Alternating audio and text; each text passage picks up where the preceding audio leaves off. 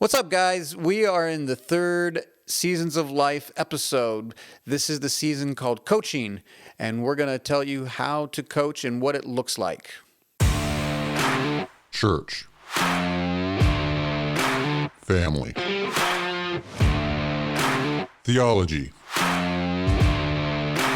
News. Entertainment. Evangelism. If it's Christian, then we're talking about it. This is the Mike Charleston Podcast. Hey, everyone. This is the Mike Charleston Podcast. This is Mike Charleston. I'm with my wife, Sarah, today. Hello, everyone. How's everyone doing out there? If you're watching on YouTube, thank you. How you doing? If you're listening on the podcast, then you can't see us, and that's good. So anyway, we have a lot to do today, but first, before we get into it, we're going to be talking about Seasons of Life Part 3, which is coaches, and that's actually our phase right now. So this is the season of life that we are in, and we're going to talk about that in just a little bit. But first, we have a little bit to talk about what happened to us this weekend. And that was going to the Florida Shindig.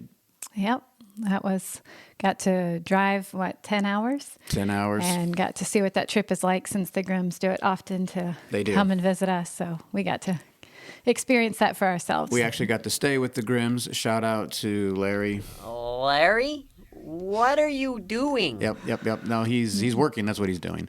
But no, we appreciate them putting us up. We only stayed there for a couple days, right? Yeah, 3 nights. Well, I'm just saying the Shindig, we were only there 2 days, Friday and Saturday. Yeah. Our daughters went there the whole week, and it was a whole week event, and got to see some people there we haven't seen in a little while. But mainly, we got to see some of the listeners, actually. If you're listening out there, Butch, I didn't even know he listened. He's the one who puts on the Shindig. And so we kind of relate a little bit after putting on ours in Mississippi and his in Florida. So we get to talk a little shop, and that's always fun. But I appreciate Butch for listening. Shout out to Butch and his wife. Wonderful family over there. It's a lot of work putting on the Shindig, and I think his is even more of a headache. It's a lot of work. It's a much longer Shindig than what we do. So they have much a longer whole week and many more people than what we have. A little bit, it's just spread out, so have to deal with a little bit more. Ours is very confined to our camp, which is fine. Makes life a little bit easier for us. Right. But no, we got to see a number of people. I can't even remember all the people, so if I forget you. We got to see the Dodds there, and we got to see the Grimms there, and our consultant was there, very much so. He's always an ever-present help there for us, and zooming around at the camp. Yeah. Who else was there that we saw? Just there was a number of people that we were able to keep up with and catch up with, and so anyway, we have a number of emails this week. Actually, just one we're going to read, but a lot of people actually were talking about the Seasons of Life, and so in the email segment, we're going to actually read the email, but then we're going to talk about similar things that people have been talking about. They wondered why we didn't cover a certain thing. We didn't cover going to college or something like that. So we will talk about that a little bit, and then we'll talk about the question that actually Larry has not been part of the show, but he emailed, and we will answer his question on the air here. So anyway, that was it. That was our weekend. Anything that you can think of from the week? It was just surprisingly cold for Florida. It was very cold. Thought we would go to warmer weather, but we didn't. We did not. It was colder than here. So thank you, Florida, for freezing us. But we did got to sit down by the beach. Yeah. At the lake, and it was sunny, so at least it was sunny. Right. But we had our coats on, and it was fun. We enjoyed it. It's a nice little trip not little trip, for us to go on. So thank you for all those that put together the Florida Shindig. And if you haven't listened to our podcast on fellowship and how important that is, go back and search that. I think that's a really good one for our time. and why we do this, why Butch puts up with all this to put on the shindig, why we do this for all these gatherings that we do. We think it is that important to get people together and get Christians together. So if you haven't listened to that one, go back and find it and listen to it. I think it's called Let's Fellowship or something like that. I don't know, but go back there and find it. But anyway, I guess if that's it, we'll go ahead and take a break and come back and get right into our subject for today. You're listening to the Mike Charleston Podcast.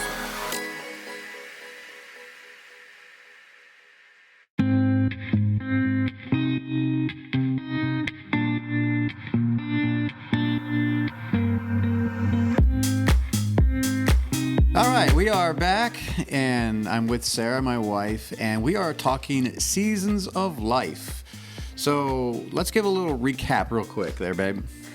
Well, so 2 weeks ago, we talked about the training camp, which is like 0 to 20, roundabout. Obviously, these aren't exact ages, but then last week we went into the starting lineup when you actually start your life and you between make all 20 those and 40 big decisions. And so this week we're going to get into what it is to be a coach. The 40 and 60, and that is our season right now. That's where we are. That's where we are. Better barely, pay attention. Right? We kind of just made that. Right, exactly. And then the last one is general manager, which we'll get into next week, hopefully. And we'll cover all those. But anyway, that's a little recap of going back. Now, there are a couple questions that we have regarding the previous season of life. That is probably the most questions are going to be in that season, the actually playing and doing and all that. So I'm not surprised about that. But our season that we are in, we're going to cover today, and that's called the coach, or what I would like to call the transition. You are transitioning from being a person that is out there doing to a person who is overseeing. And we'll get into a lot of that when we're talking about church life and what that actually means.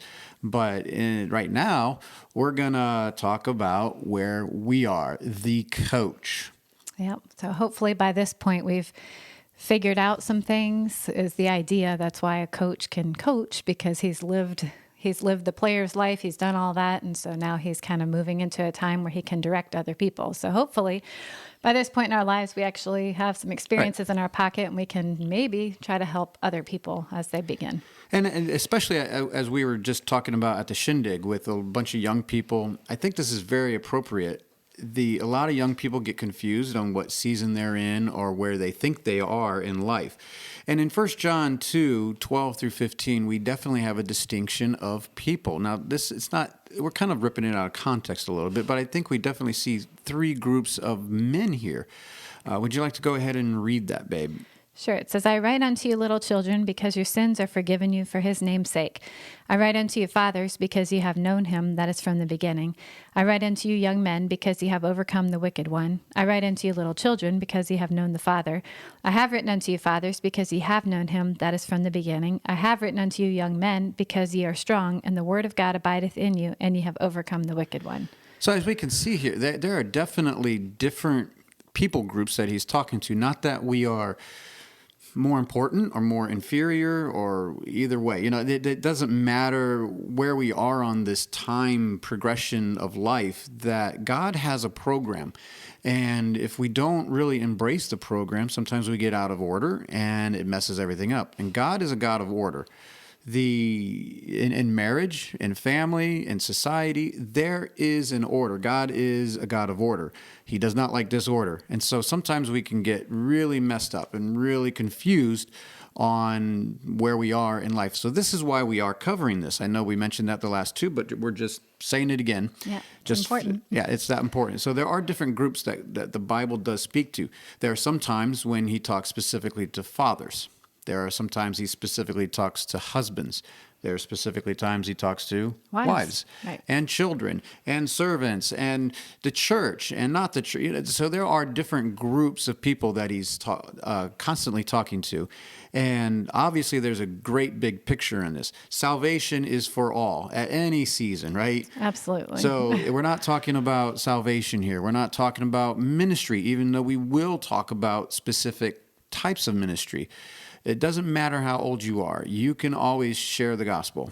You can always tell someone about the love of Jesus, whether you're 5 or 85, you can Right. tell someone about Jesus. Now, some of the outworkings of that and some of our roles that we have in society and in church and in the family, we're going to discuss. Right. And so we have just come out of the second phase. We are the starting lineup. Now, obviously, a lot of these go into each other. Most of the people in the coaching phase between 40 and 60 still have kids at home, most likely. Yeah. And we do. And most people that are between that age are in that transition period where they're pushing their kids out. But as we were talking about earlier, we have in America, we don't really embrace family as much. And we'll get into this in just a little bit more. But we don't embrace family. We don't embrace our proper biblical roles. The Bible does not teach individualism as much as America does. So we are a unit. We are working together. It's like a machine here that God has created. And he has the children. It takes them about 20 years to kind of get all the information they need. Right. Then they can actually start their life. For the rest, it's not just 20 and 40 that they have their own life. It is on. The rest of their life is them making decisions. But they are pretty much making all their decisions, deciding who they're going to be, what they're going to be, how they're going to live in those 20 to 40 years. Then we come to the 40 and 60, and we are at that point where we start to slow down. Whether that's good or not, I'm not sure. But we do. Just happens. It just does.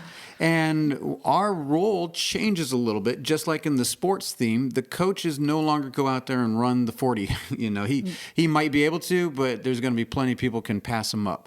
But he can sit there and go in the film room and study and watch the opponent and sees the strategies and can come up with better strategies so that the players on the field can win the game.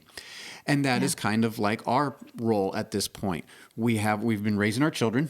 Yep. And they are about to get launched out in the world, and some of them are, and they're starting their lives. They're getting married. They're involved in ministries. They're missionaries or wherever they're at. Doesn't matter.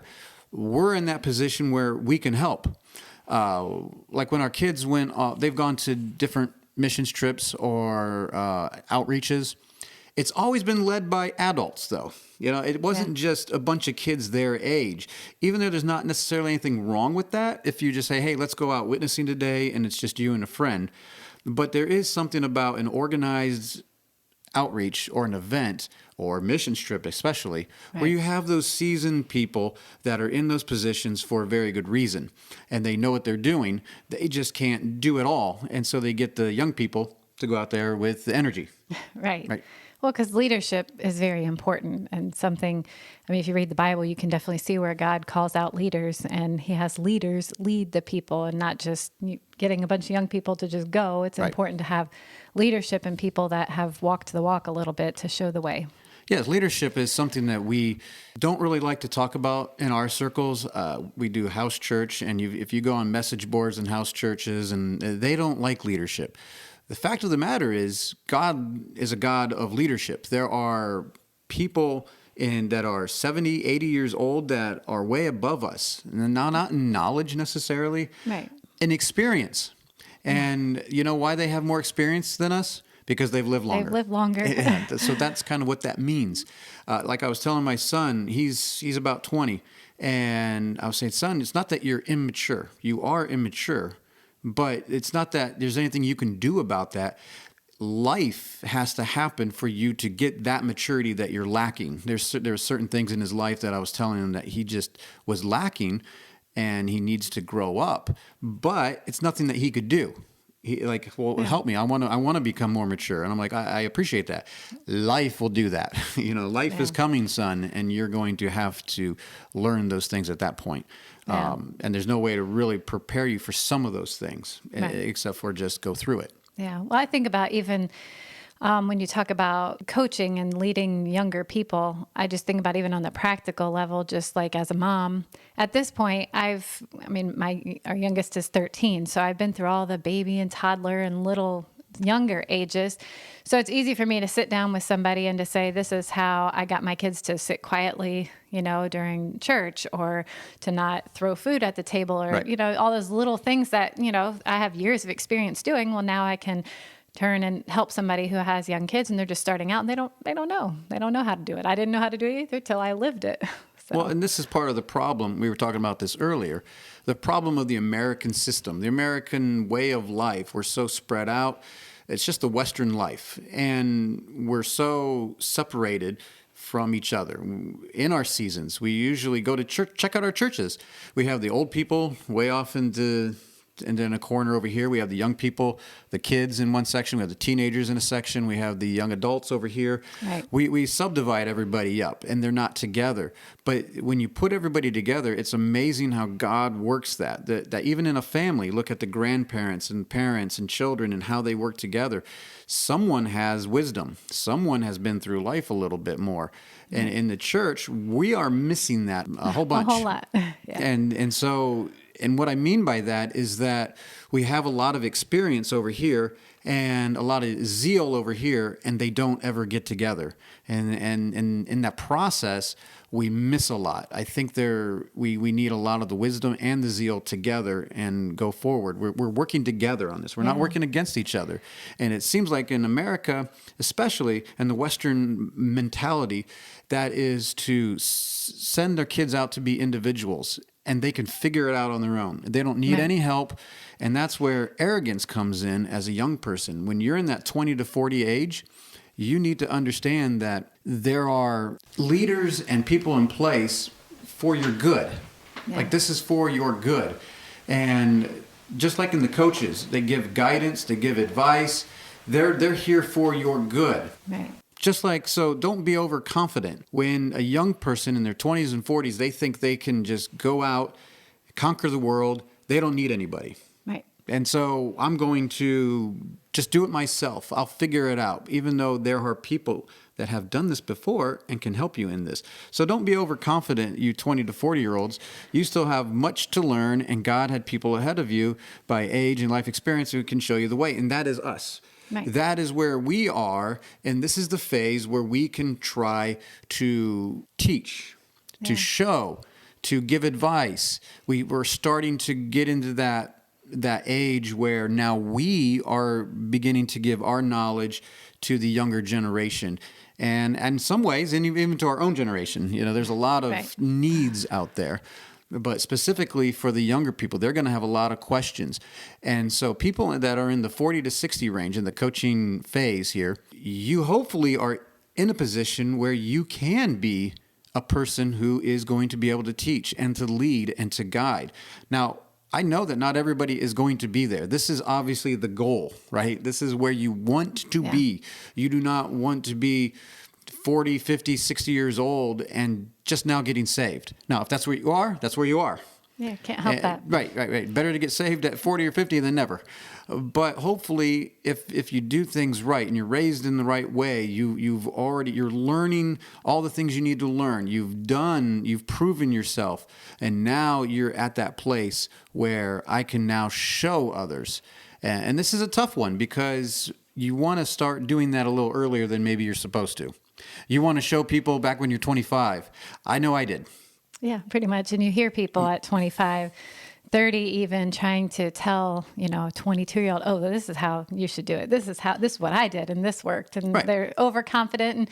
And not that they can ever be right or have right answers or good advice, but it would be better to defer to people who have tried it a little longer. Well, it's our human nature. We're going to want to help. Yeah. And our groups that we are a part of, if you're 22 and you're wanting help and someone just went through courting or dating or getting married, it might be very appropriate to ask them a question. Yeah. The people that are 26 or 27. And even though they're the same age group, they might have some valid insight. But guess who else who has a valid insight? The 40 to 60-year-olds. They have a different perspective. We can't neglect that. And that is where we come in, is to kind of show them and say, hey, this is the way it should go. And I think that if you are 40 to 60, if you're in the coaching phase here, if I'm speaking to you, I think you should go out and find someone that is young, a young person, 20 to 25, and start helping them. Now, yes, they have parents. I have kids that are in that age. I am also not arrogant to think that my kids only listen to me. I think that at this point, they are entering in the 20 to 40 age, and they're going to have other people that speak in their life. Yeah. And they should. As they should, right? Right, they should. I have a bigger part to play, maybe, but I'm not going to be ignorant and think that they're now branching out. They're going to have many voices in their life, and some that are going to be really, really good, and ones that I would encourage. And they need another voice. And so in the same way, I need to go and look for someone to help that. Now, in Titus chapter 2, it does talk about the role of men and women in a sense. And there's a very subtle thing here. Now, we didn't type out the verse, but you know what it says. Oh, it's right there. Okay, it is right there. But go ahead and read it while we're here. Okay, it says, "But speak thou the things which become sound doctrine, that the aged men be sober, grave, temperate, sound in faith, in charity, and patience. The aged women likewise, that they be in behavior as becometh holiness, not false accusers, not given to much wine, teachers of good things, that they may teach the young women to be sober, to love their husbands, to love their children, to be discreet, chaste, keepers at home, good, obedient to their own husbands, that the word of God be not blasphemed." Wow, so there's a lot there. Now I know a lot of people point to Titus 2 and be like, "Oh, this is what the woman should do." Well, there's things here for the guys too, and I think it goes both ways here. And so obviously, your role now as a woman that's in this 40 to 60 age, you're kind of the aged woman now. I don't know, maybe I can't say that on you just camera. said that. But you are. Your role is slowly transitioning from helping your kids, even though that'll never stop, Yeah, I'm still doing that. and looking to help the other younger ladies. And my younger daughters, who are young ladies, are going to be looking for other women too. Yeah. Most likely you, but there'll be their future husbands, their moms. You know, Right. there's going to be other ladies in the church that know things. So this is where they're going to start branching out. We need to branch out the other way. At this phase, we need to look to be leaders in other people's lives. Look to help disciple young men and give them advice, help them out. And I think that is a very, very important point. Yeah, no, definitely. I do think, I don't know, I just think about when you say look for people, I'm assuming you don't mean like just find younger people and go up and try to tell them how to live their lives and, step in and think, hey, I have all the answers, let me tell you what to do. But hopefully you get to know them a little bit and you start to see where they're at in their life and you're able to give them advice, without... Well, once again, when you read Titus 2, and my idea of church leadership is probably way different than most people's. But in church leadership, and we'll get in that after we come back, but if you are a true leader, it's going to be obvious. You're going to be one that cares about what young people are doing. You're going to ask questions in their life. You're going to try to connect. Maybe you don't connect with everyone, but there should be a few that you connect with and that you keep up with and that you talk to, communicate, ask questions. How are they doing? How are you doing with your marriage? How are you doing with your kids? If they're not married, how are you doing with ministry opportunities? You encourage them. You are that coach. That means you get involved in their life. That means you consider them unto love and to good works, as Hebrews says. And so pray for them and encourage them to get into some kind of ministry or something. If they're not, then you start one that they can be a part of. You're like, hey, I can show you how to do this. You've never been out passing out tracts? Here, let me show you. And if you've never been out passing out tracts, well, then guess what? You're going to have to figure that one out real quick. Yeah. If you want to show them the way. But no, this is a very, very important phase because without coaches, if you know anything about sports, I know recently here with COVID-19, I remember some stories where I think it was the NHL, the hockey team. The coaches all had COVID, so there was no coaches, and they actually won big time.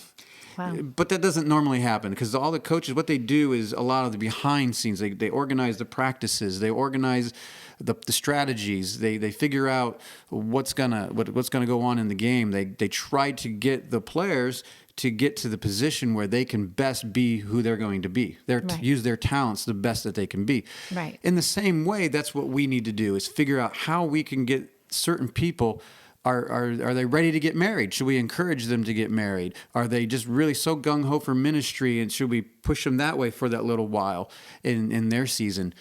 We have to be aware and get involved in their lives in order to do this. The church has it all backward, where we don't get involved in young people's lives at all.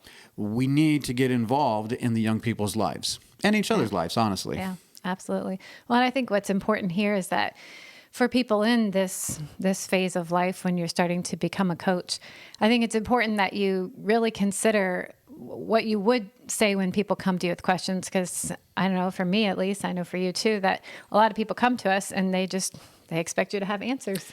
Yes. So, it's really something you have to prayerfully consider and realize that sometimes what you say can have, big effects on people's lives. So it's like, you want to get it right. You want to really consider how you answer these people when they come to you. So be ready with an answer. Be ready to help them in their questions and in their search for what they should do with their lives. Yes, absolutely. Giving counsel is a very serious thing.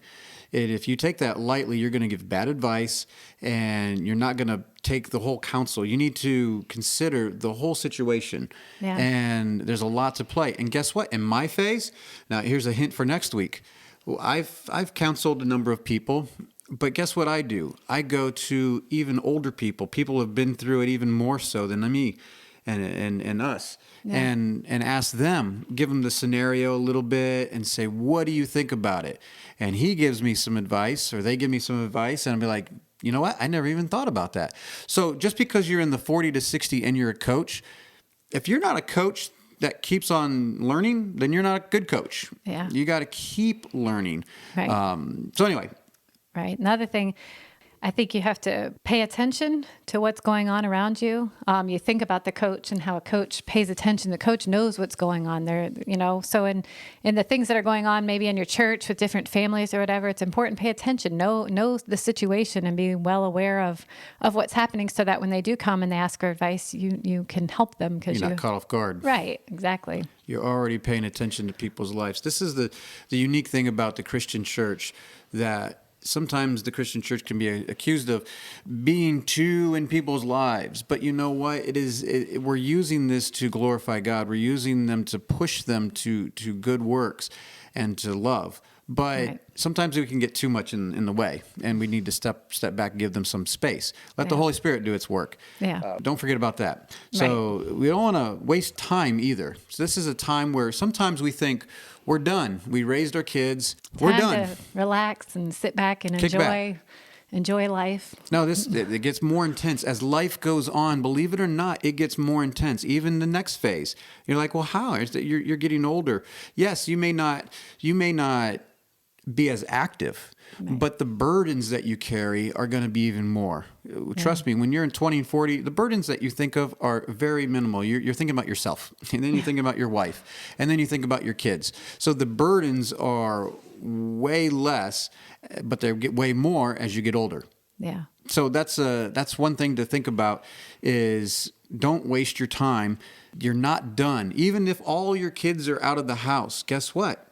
You're not done. Right. That's not why God put you here, is just to have kids and to send them off to college, and now that's it. We have a much bigger purpose, and he has a bigger plan, and we're part of that, and he wants us to be part of that. So he wants to still use us, even if our kids are moving out, and now, okay, they all moved far away.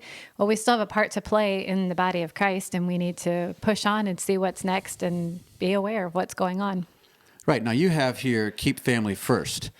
So your marriage should never be sacrificed to try to help others. Now, what do you mean by that? Well, I think it's important, like we had talked about date night many episodes ago, or whatever. Check it out if you haven't seen it. Yeah.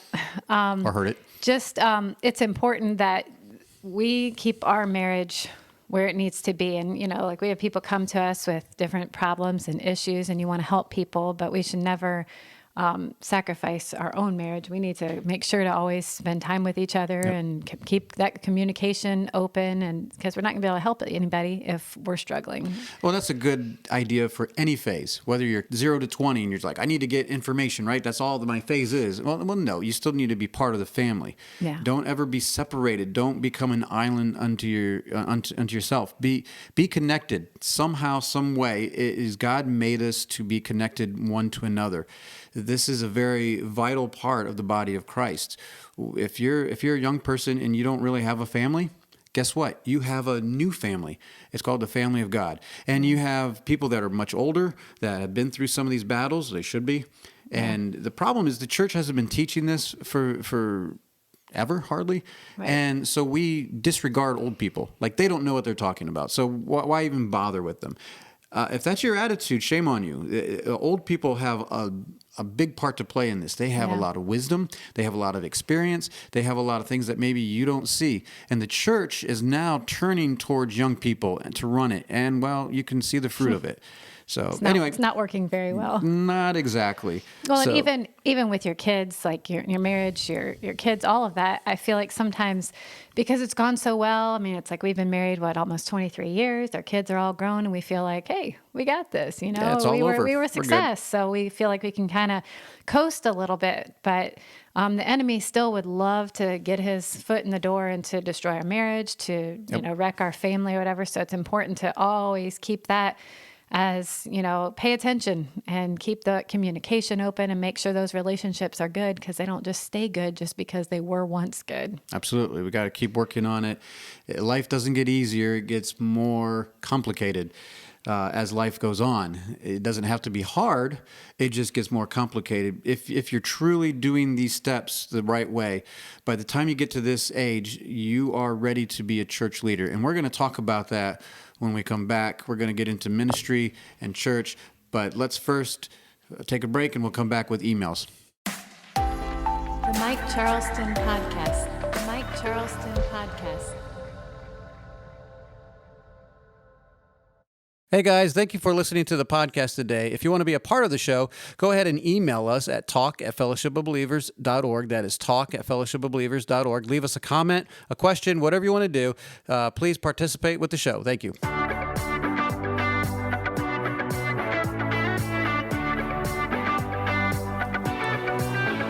All right, we are back, and I know we were going to do the email. So I said we were going to do the email segment, but actually we're going to push that back. And trust me, we want to hear from you. Oh, come on, I want to know what you think.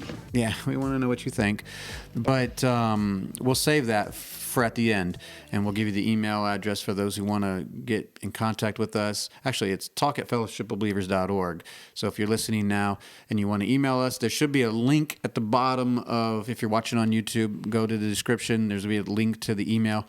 And same thing on the podcast. There's a description thing. Some people don't know that. And there's a lot of notes in the description, and sometimes there's links, and one of the links is to the email. So if you would like to email, I know a lot of people don't like to email, but we're not going to bite.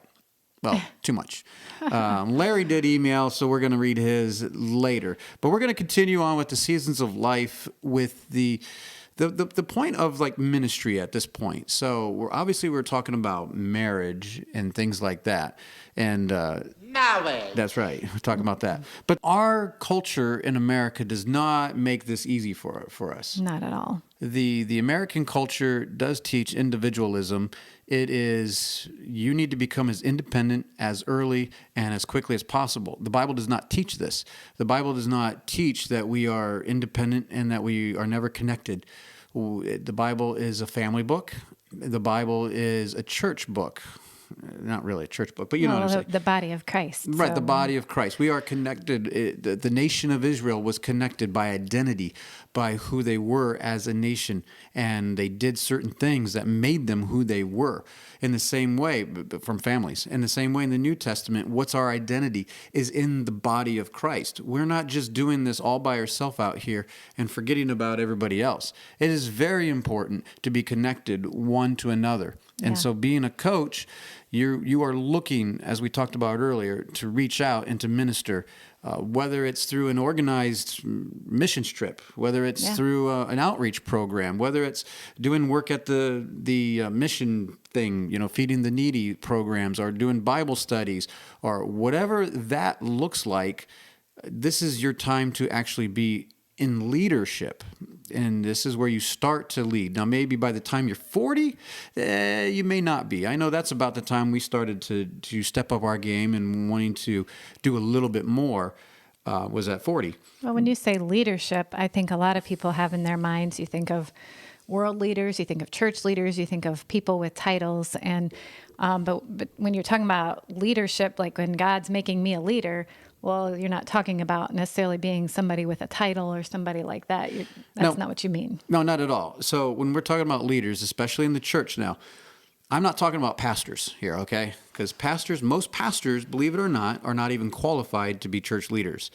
And yeah, that's a hard statement to make, but they're not qualified. Go look at 1 Timothy 3. They're going to have to spiritualize it.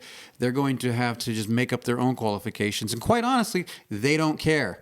The church out there, the main denomination churches, all they care about is if you went to their university, got a diploma, and then they got put a part of their program, and now when I was going to graduate from Bible college, they were going to put me in a youth position, a youth pastor position.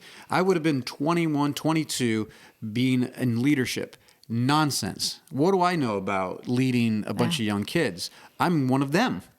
And yet this is the way that they have in church is for, we'll put you in there. You can learn the ropes of being part of the program here. Then you can move up and maybe be associate pastor. And then one day you'll be senior pastor and you can run the whole thing. And it has nothing to do with qualifications. It just has if you can preach.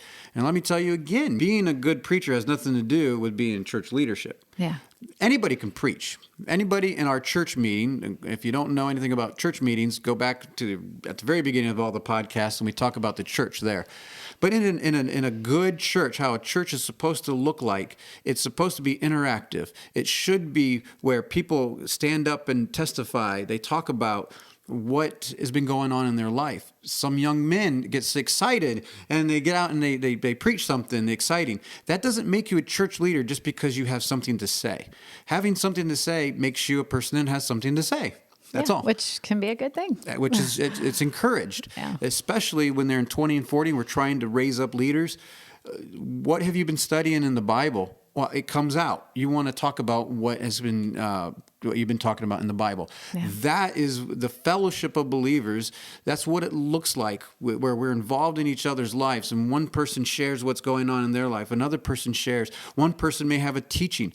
Just because you can teach does not make you a church leader. So what makes a church leader is a really good question. So the qualifications of 1 Timothy 3, we don't have it up here, but go through that, read those. It shows a person who is mature, who has been faithful. Right. Somebody who can lead by example, not by some great speech or some, teaching, which is fine. We need teaching and we need all of that. That's great. But that doesn't make you a good leader. Doesn't make you a good leader at all just because you can evangelize. It makes you a good evangelist. Right.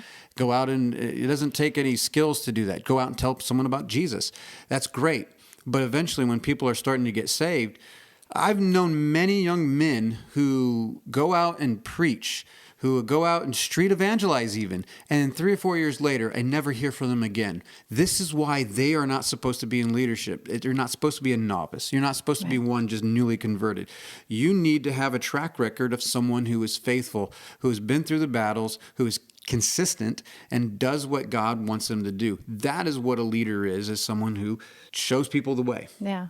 Which really makes a lot of sense because raising a family kind of is that proving ground. If you can, raise up godly children and children that are obedient and, well-mannered and in order, as the Bible talks about, right. It shows a lot about your character. And I mean, that's a testing ground. And I feel like some people at 20, 25, they feel like, well, I got the Spirit of God and I love Jesus and I'm ready to go and start a church or ready to be a leader. And they don't understand that you haven't proven yourself. You haven't gone through that testing ground. So you got to go through that first, and then you'll get to a place where you're ready to lead others. So yeah, in the Bible talks about marking people. Now, not with a physical mark, but you go around and go, I'm going to mark that person. Now, usually it's to mark those people that cause dissension, cause problems. That's how we usually use the verses. But did you know you're supposed to mark good people? And in Philippians 3:17, what does that say? Brethren, be followers together of me, and mark them which walk so as ye have us for an ensample. So yeah, Paul is saying, we're an example. Mark those that are a good example. It should be obvious who your church leaders are. And this is the problem that I have with people who neglect the Bible. They just forget about it because they're spiritual. And they say, well, I feel called. It doesn't matter what you feel. Yeah. Are you called for a specific thing? Right. I want to be a pastor. Well, you're not even married. You don't even have any children. The qualifications are that you be a husband of one wife, that you have believing children, or not believing children. Believing children. Children that your house is in order. How can you have a house in his order when you don't have a house? Honestly. And I'm not trying to belittle the people who aren't married, or people that we know a couple that they're married and they don't have kids, and they're in ministry and they're pastors. And once again, I'm sorry, but you're not qualified to be a pastor. And I know a lot of people are like, well, that's harsh. You're not qualified to be a bishop because you're not. Once again, you can still do ministry. He can still teach. Absolutely. He can still do it, but he doesn't understand the workings of a family life. And that's where the wisdom and knowledge comes in. How is he going to help those that are struggling with their families? How is he going to help with the church family when there's problems? Because he's never experienced it in his own life. I think that's why God is very specific on why we have certain church leaders. He can be a leader in the sense that he has been faithful, and I would encourage him to be a coach, so on and so forth, sit down with young men, and he might even have more time to talk about young men about certain issues that he can help with, that I don't have time necessarily to deal with. Yeah. But once again, if we go by God's program, things go a little bit easier. Instead, we've created a system out of nothing, out of the Catholic Church mainly, and we have professional people in professional positions that have nothing to do with the Bible. They just can perform, and they've gone to Bible college. They're part of the system, and God rejects all that. God has a system. It's called a family of God. And there's older people, there's younger people, and we all work together. And we each know our part to play. This is not to, make fun of people and like, no, you can't do this. You can still do things, but it doesn't make you a church leader necessarily. But hopefully by this phase, when you're in the 40 to 60 phase, you are stepping up to be that leader. Yeah. I noticed that in Hebrews 5:12. You want to read that one? For when for the time ye ought to be teachers, ye have need that one teach you again, which be the first principles of the oracles of God, and are become such as have need of milk and of strong meat. Now, obviously, I'm ripping this way out of context here. The whole context of Hebrews 5 is totally different, but the concept here is that they ought to have been teachers, but now they need to be taught themselves. So there might be some that are in this phase that ought to be teachers, and guess what? They're not. Right. And they need to be taught themselves. No shame. This is where we are in our society, and this is hopefully where the more mature people can step up and take a part and teach and show the way again. So sometimes you are at that place where the teachers need to teach the teachers, the so-called teachers. They're not in that position. They're not quite ready yet.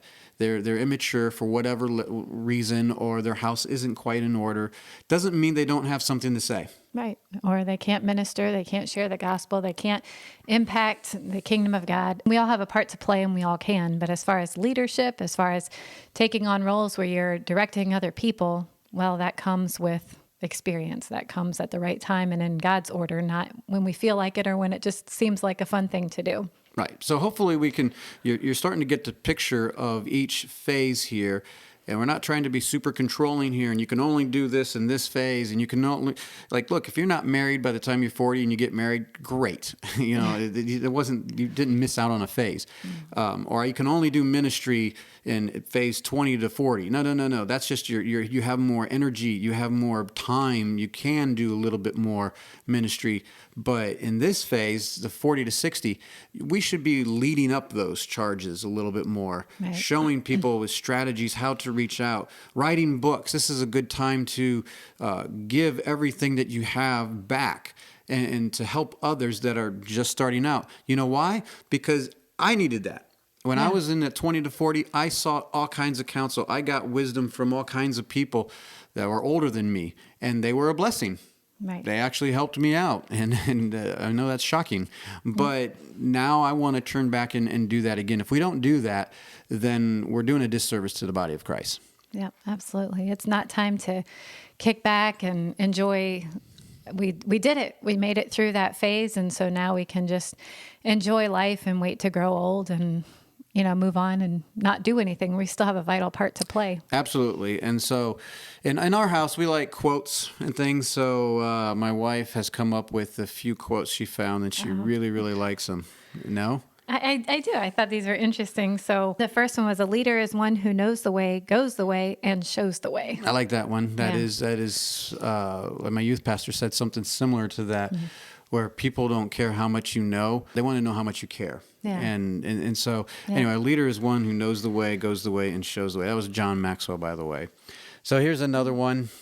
If you would not be forgotten as soon as you are dead and rotten, either write things worth reading or do things worth the writing. Yes, and if you can't figure out who did that one, that is old Ben Franklin. It sounds just like something he would say. That's pretty cool. But yeah, that's a pretty good one. Let's see, we got a couple others here. Here's a good one. If your actions inspire others to dream more, learn more, do more, and become more, you are a leader. I like that one. That one's John Quincy Adams. Don't know his work too much, but I like this quote because I do like to inspire others to do more, to be more, to accomplish more. And does that make me a leader? I hope so. But when I played sports, I liked my coaches, and I always thought, man, I would love to coach. I love to make people just a little bit better. I remember one day we were having church, and there was a kid that came to our fellowship, and it was probably like our kids couldn't shoot a basketball to save his life, but he was out there shooting hoops. And I watched him, and I looked at him, and I grew up in Indiana. I know how to play basketball. And watched how he shot, and he was just throwing up bricks. I mean, he would hit the backboard so hard, probably like how Joshua shoots a basketball now, and my son. So he was trying. I looked at him, and I said, okay, can you give me a second here? And I showed him how to shoot a ball. And I said, you stand here, you do. I showed him. Within 5 minutes, he was making baskets. Back. I was like, man, I like this. And I remember his dad come up and like, man, you should be a coach. And I said, well, I do like teaching sports. I just don't like them playing sports. But anyway, that's a whole nother issue. But yeah, if your actions inspire others to dream more, learn more, do more, and become more, you are a leader. And this last one is kind of an unknown, but it's probably most coaches put together in one thing. Says, my responsibility is getting all my players playing for the name on the front of the jersey, not the one on the back. And if you don't know what that means, let me explain. So usually you have the name of the team on the front of the jersey, and on the back you have your name, the individual. And so are you playing for yourself or are you playing for the team? And that's why I like hockey. I grew up, my dad was a hockey player. And I grew up around the rink and watched hockey, and that is the ultimate team sport. Football is one of those that are pretty good team sport, but literally hockey, everyone gets on. It's a team sport, and you sacrifice yourself for the better of the team. That is the point. And I learned that early on, and then maybe it carried into my marriage. So learning sports a little bit is all right, I guess. I rejected it when I was raising my kids, and my kids aren't very coordinated now. But they're learning. They're playing volleyball now. But it's you working as a team. It's not just me showing up for me to be the hero. Do I want to be the hero? Everybody wants to be the hero in America. When you talked about the church and you go, what does everybody want to be? They talk and they're like, man, I want to be like Paul. I want to be like Moses. Why? So you can be in the forefront? You want to be with the lights on you? You want to have your arrogance? You want your pride? What do you want? How about you just be a servant? How about you be a humble servant in God's kingdom? Be a doorkeeper. How about that? But why do we always aspire to be the top, the one where everybody sees and wants to be seen? And I know it's weird coming from someone who is just putting something on YouTube. But no, why do we always aspire to be the one that everyone is looking at? And just be that example. Be that person that is faithful. Be that person who will be faithful in the little things. Yeah. And then guess what? God will make you faithful in many things. Yeah. He'll bring those opportunities to you. He'll bring those people to you that you can help disciple. He'll bring those ministries. He'll open doors. He'll do those things if you're faithful at the little. If you want the lights and the glam, I hope you don't get it, because if you get it, it's a shame. You don't want that. You don't want all the popularity and just for popularity's sake. And those big churches, because those pastors in those big churches have miserable lives. Don't believe them, what you see, their persona. Anyway, I think that's it, and we're going to come back with a couple emails and we'll answer some questions about the previous season. So hang on just a little bit longer. The Mike Charleston Podcast.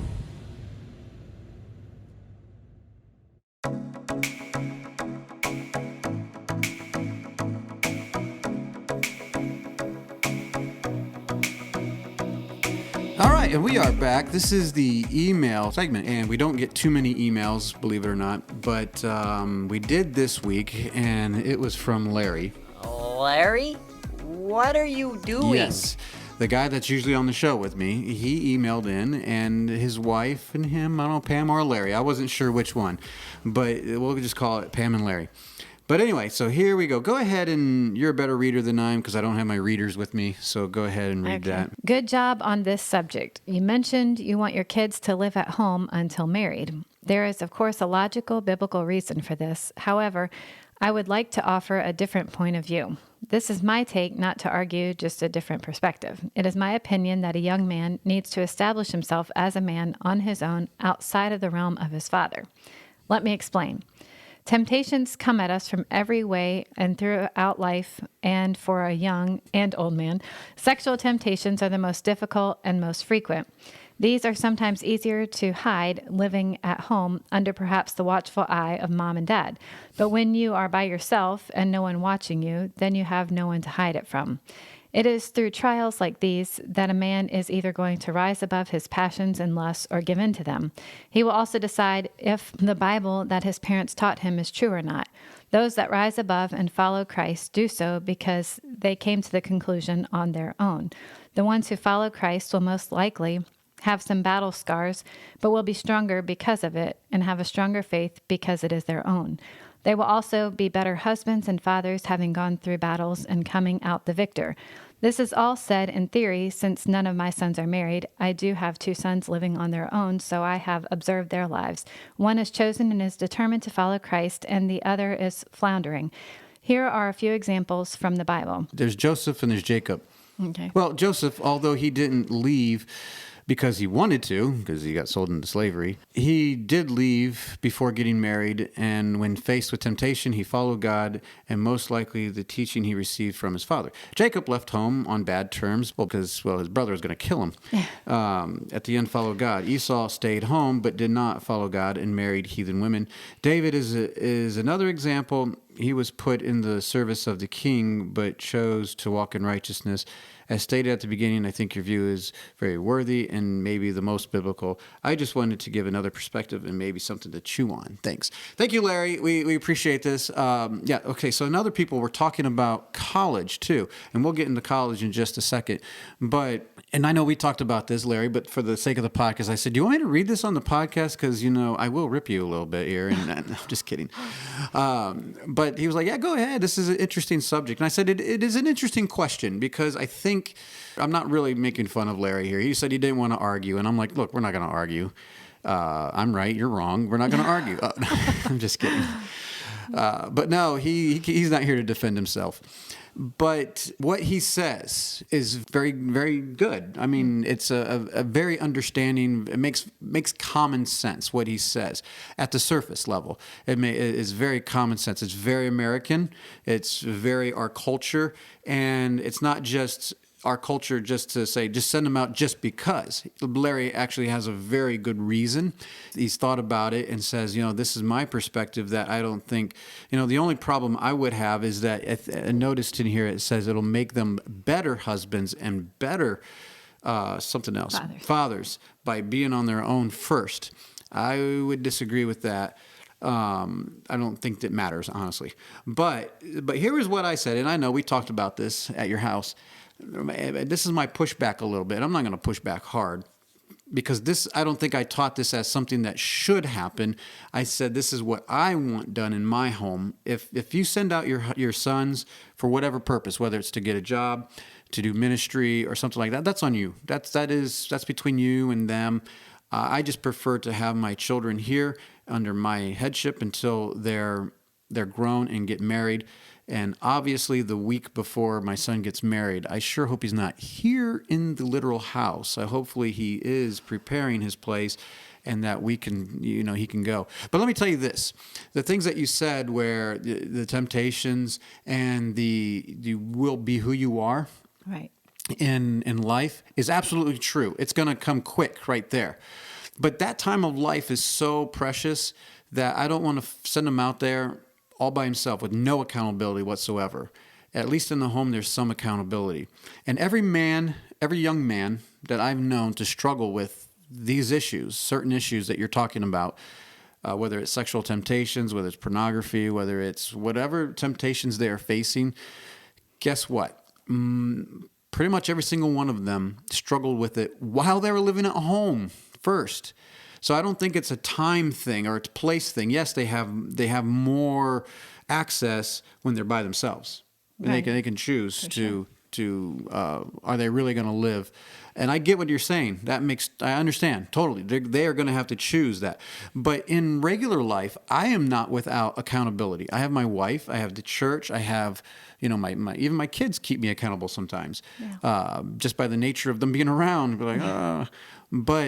And my job, all these things help keep me accountable. Then why do all of a sudden, when we're at 20 to 25, or whatever it is, that we decide, now, son, you're going to have to do it all by yourself, even though I'm not doing it all by myself.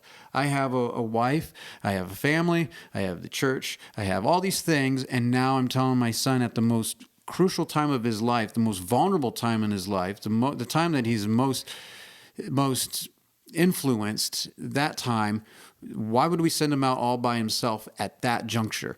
Yes, he can quickly mature, but he can also go down that tunnel in a very bad way and without anybody there to help him out. My question would be to Larry and to others, though, that are thinking about this. I'm not making this a rule or anything, for one.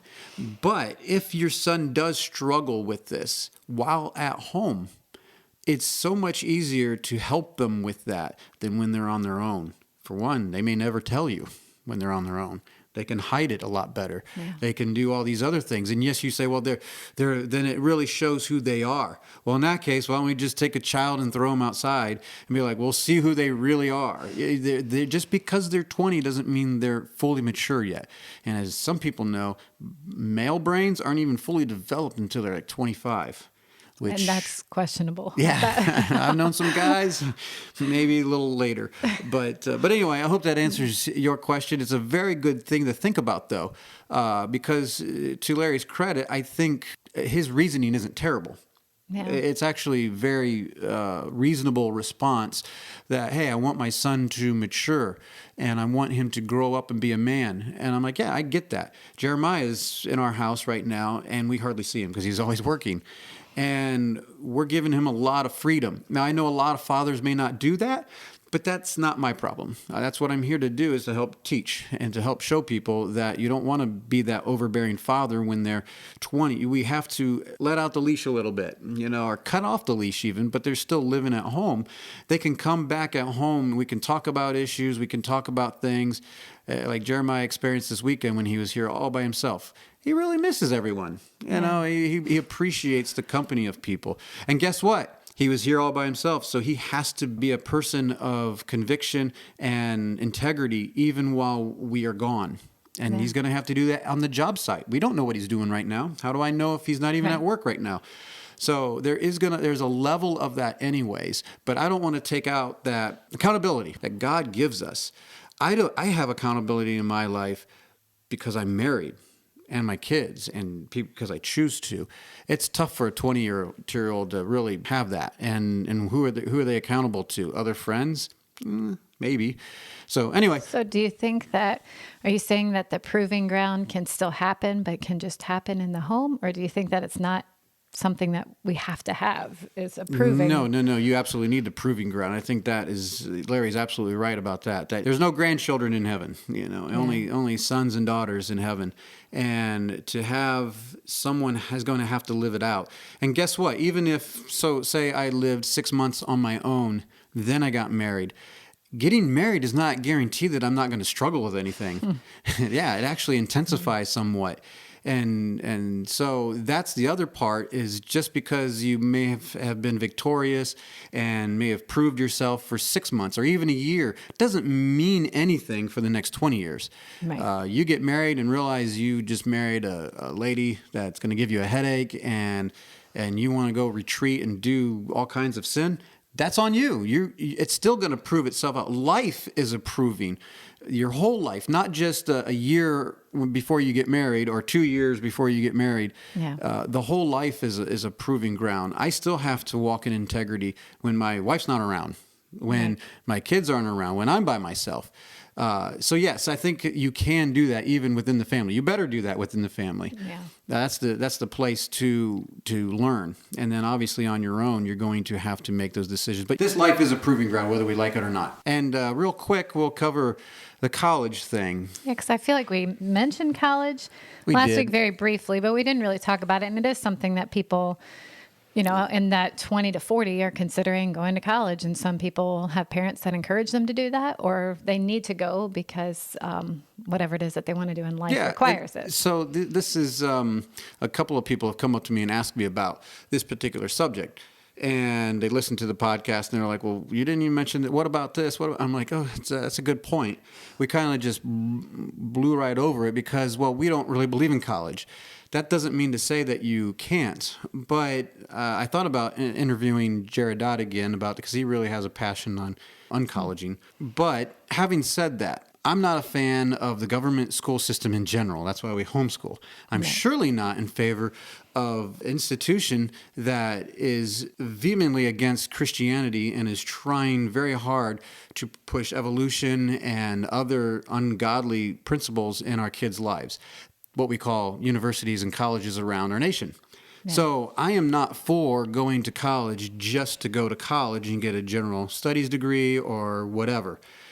I went to college to strictly go into biblical studies to be a pastor. And then obviously I changed my view on some things. If you're going to be a doctor or a lawyer or a very specific thing, you may have to go to college.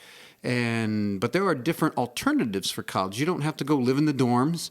You don't have to go for the 4 years. There are different avenues. I'm not aware of those avenues. But all I know is I definitely don't want my daughters going off to college and living by themselves. I think that is an ungodly principle. They should be under their fathership. And I know people are like, oh, you're Mr. Controlling. Call me whatever you want. I think that's biblical. And to send them off to college, they can choose to go, and I can't help that. But I'm not going to send them off to college, if that makes any sense. Yeah. And my sons, I'm surely not going to have them go off unless they are very specific and say, hey, I want to be an engineer, and here's an avenue. And I say, well, you don't need to go 4 years to a particular school. You can get some of the education you can get done at a local school here, and then you can get the rest of it here. But eventually, you probably are going to have to go to a university, college, and get whatever training you need. And so far, we haven't had to cross that road. Right. Well, and our culture says pretty much you graduate high school, you go to college. It's the next step in life. And we would say that's not the next step. It could be for, certain few that feel a specific need to go for a specific purpose. But in general, we push back on the culture and say, yes. no. Now, college is for very specific education for a very specific thing. Unfortunately, that is not what it is. It is a place to go have fun. It's a place to go get drunk, and it's a lot of sin that goes on, and a very few education that goes on there. And so the idea of college is really we're not in favor of. No. But we understand it may be one of those necessary evils for some people.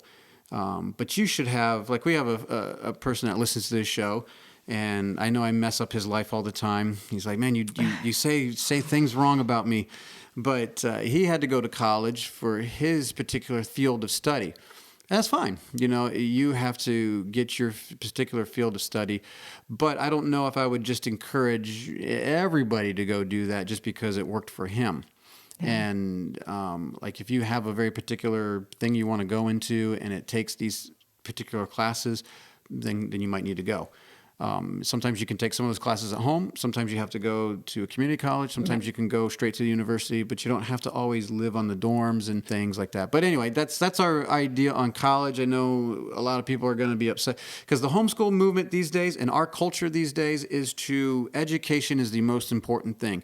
And guess what? I couldn't care less about education. I could say that. I mean, I care a little bit. But to me, the reason why we homeschool is to create culture in our own family. We want to create a godly culture first and foremost. We want to give them what God wants to give us. Then we give them education. Now, our kids are very brilliant. They're smart kids. They know they can apply themselves to many different things. And nowadays with the internet, they can teach themselves just about anything. Yeah. So our priority is not education, believe it or not. And I surely don't care what the culture says. And if they tell me our kids need to go to college, they can go pound sand for all I care. I don't care. I'm raising my kids, not the culture, not the government, not schools. It's very important to me. And if at that point they turn 18, 19, have a very specific thing they're going to do, hurrah, we can work on that at that point. But I'm not going to push them in that direction. So anyway, I hope that helps. I hope this is a fun season because that's the season we're in. Yeah. That's right. No, they're all good seasons. There's not one better than the other, like we said. But next week we'll be talking about the 60 to 80, the general manager phase. So hopefully you'll join us next week, and thank you very much. You've been listening to the Mike Charleston Podcast.